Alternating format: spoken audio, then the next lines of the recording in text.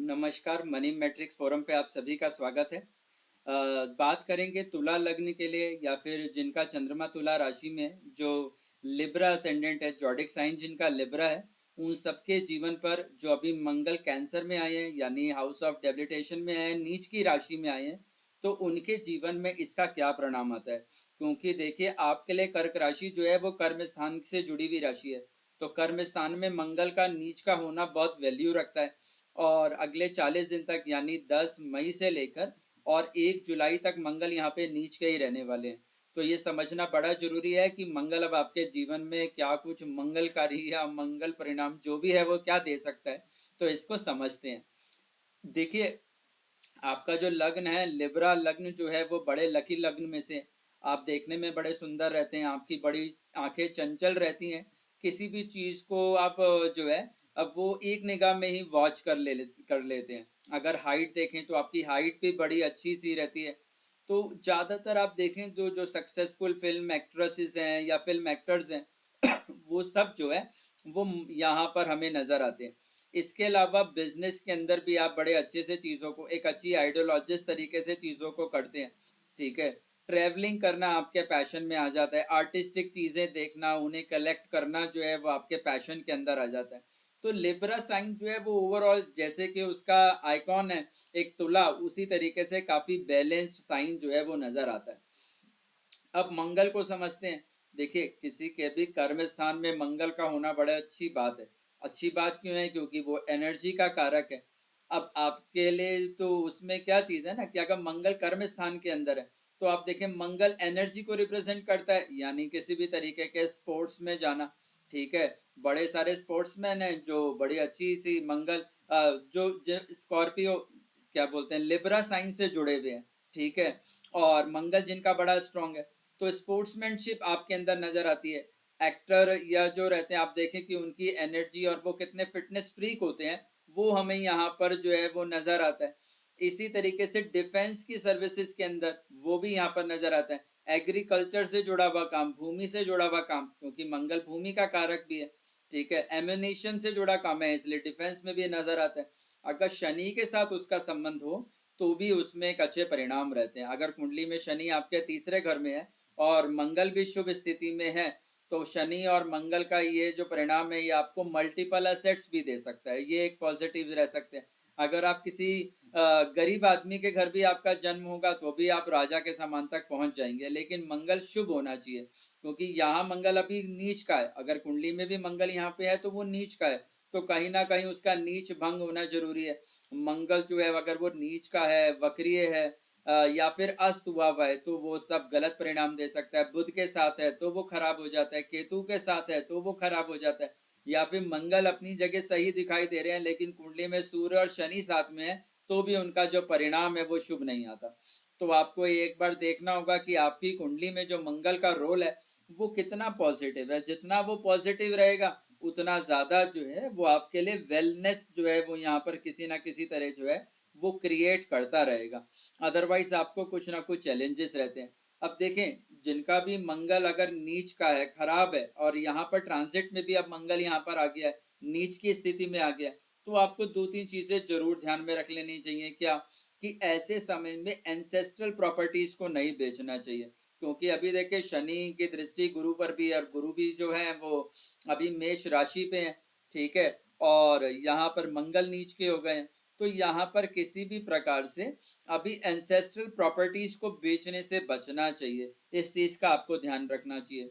दूसरा क्या है कि अगर मंगल कुंडली के वैसे भी 10वें घर में हो और खराब परिणाम दे रहे हो तो वो घर के बच्चों के लिए, घर की स्त्रियों के लिए अच्छा नहीं है। आप देखेंगे कि ऐसे लोगों की चाय अचानक से जो है वो बनाते बनाते निकल जाती है, दूध जो है वो उबालते हैं तो उनका दूध निकल जाता है। तो आपको ये ध्यान में रखना होना चाहिए इन 40 दिनों में कम से कम कि आपका जो घर है उसमें जो जो बर्नर है उस पर कहीं भी दूध नहीं गिरना चाहिए, चाय नहीं गिरनी चाहिए, दूध जलना नहीं चाहिए। अन्यथा वो बच्चों के लिए अच्छा नहीं है, या पत्नी के लिए, या घर के फीमेल मेंबर्स के लिए जो है वो बिल्कुल भी अच्छा नहीं है। तो इससे आप एक रेमेडी इन प्रिकॉशन ले सकते हैं। देखिए, प्रिकॉशन भी एक रेमेडी ही होती है। ठीक है, जब हमें पता हो कि मुझे ये काम नहीं करना तो वो एक रेमेडी है। तो इन चीजों को आपको जरूर से जो है यहाँ पर ध्यान रख लेना चाहिए, इससे आपको फायदा होगा। अब बात करते हैं कि और क्या क्या चीजें आप कर सकते हैं। देखिए, कर्म स्थान है तो यहाँ पर प्रमोशन मिल सकता है, ठीक है। अगर मंगल का पॉजिटिव इम्पैक्ट आपके चार्ट पर आ रहा है तो ये यहाँ पर आपको किसी तरीके की पोजीशन मिल सकती है। आप अगर किसी एम्बिशन पे है तो वो एम्बिशन आपका ड्राइव हो सकता है, मगर हमें यहाँ पर एक चीज का ध्यान रखना है कि हमें अपने बॉस को वैल्यू देनी है। आप कितने भी सही हो, लेकिन आपको अपने बॉस के ऊपर ओवरराइड नहीं करना, यानी अपने बॉस का बॉस नहीं बनना, अपने पिता का पिता नहीं बनना, ठीक है। अपने पिताजी से ज्यादा समझदारी दिखाना यहाँ पर आपके लिए गड़बड़ काम कर सकता है। अपने बॉस से ज्यादा समझदारी दिखाना यहाँ आपके लिए गड़बड़ रह सकता है। तो कोई ऐसी कोशिश ना करें कि आप अपने आप को ओवर जजमेंट करके चलें और आप उनकी बातों को इग्नोर कर दें, तो फिर यहाँ पर परेशानी का कारण आ सकता है। देखिए, किसी चीज की पूर्णतः जानकारी से ही लाभ होता है, तो ये लाभ दे सकता है आपको, लेकिन तभी दे सकता है जब आप एक्चुअल ग्राउंड पर उसकी नॉलेज को गेन करें, ठीक है। कई बार हमें अगर किसी चीज में फायदा भी हो, लेकिन अगर हमारे को उसकी प्रॉपर नॉलेज नहीं है ना, तो फिर कहीं ना कहीं वो पोजीशन आते आते भी जो है वो जाती हुई नजर आ जाती है, ठीक है। तो अपने को रॉन्ग जजमेंट से आपको यहाँ पर बचा लेना चाहिए, उससे आपको जो है कुछ फायदा होता हुआ यहाँ पे नजर आएगा, ठीक है। अब इसमें हम कुछ और बातों को भी समझ लेते हैं। वो क्या चीजें हैं, जैसे कि मंगल का मैंने आपको नक्षत्र बताया कि मंगल मृगशिरा नक्षत्र के अंदर जो है वो नीच के हो जाते हैं, ठीक है।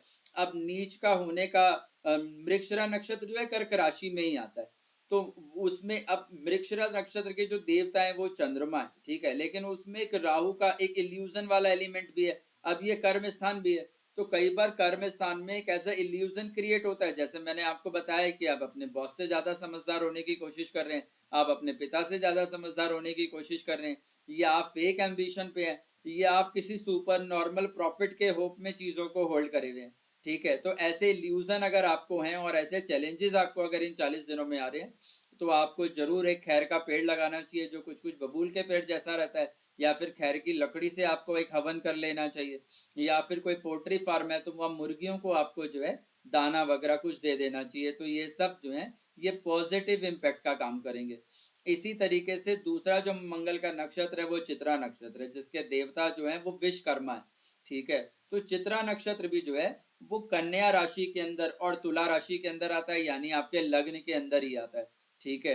तो अगर आपको किसी तरीके के हेल्थ इश्यूज आपको दिखाई दे रहे हैं, या फाइनेंस या कोई खर्चे से जुड़ी हुई चीजें आपके सामने ज्यादा चैलेंजिंग आती दिखाई दे रही हैं, ठीक है, या स्पाउस के साथ रिलेशनशिप में कोई प्रॉब्लम आ रही है, तो आप जरूर जो है वो यहाँ पर जो है हनुमान जी की पूजा कर सकते हैं, वो आपको अच्छा परिणाम देती है। भगवान शिव पे बिलपत्र चढ़ा सकते हैं, वो यहाँ पर अच्छा परिणाम दे सकते हैं। या फिर आप थोड़ा सा जो है यहाँ पर स्टेशनरी डोनेट कर सकते हैं, वो यहाँ पर एक अच्छा परिणाम देता है। बेल का पेड़ लगाना यहाँ पर अच्छा रहता है। अगर हेल्थ इश्यूज आपको दिखाई दे रहे हैं, अपने फादर को आपको हेल्थ इश्यूज यहाँ पे दिखाई दे रहे हैं, तो बेल का शरबत पी लेना जो है वो पिला देना यहाँ पर जो है वो अच्छा रह सकता है।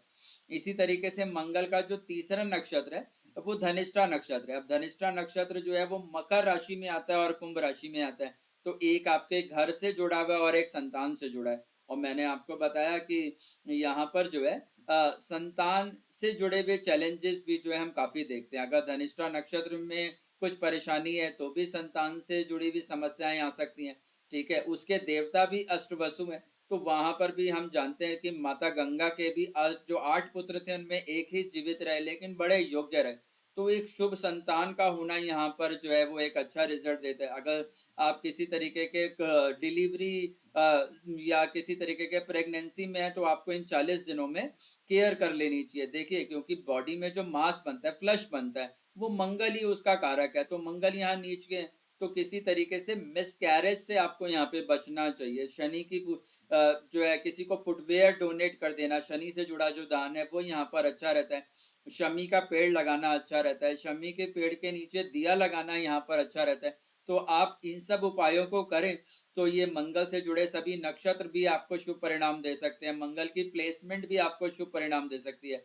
और जो जो मैंने आपको शुरू में बताया कि अपनी पिता की संपत्ति को बेचने से का जो बात है उससे आपको बचना चाहिए, या फिर जो आपका गैस बर्नर है उस पर किसी भी तरीके से चाय दूध का निकलना जलना जो है उन सब से आपको बचना चाहिए। तो ये 40 दिन के अंदर आप जो है अब इन सावधानियों को जरूर रखें। हाँ, पॉजिटिवली अगर मंगल कहीं कनेक्ट हो रहा है तो वो आपको प्रमोशन दे सकता है, आपके एम्बिशन को पूरा कर सकता है, ठीक है। तो उस चीज का जो है यहाँ पे एडवांटेज जरूर लें। Thank you.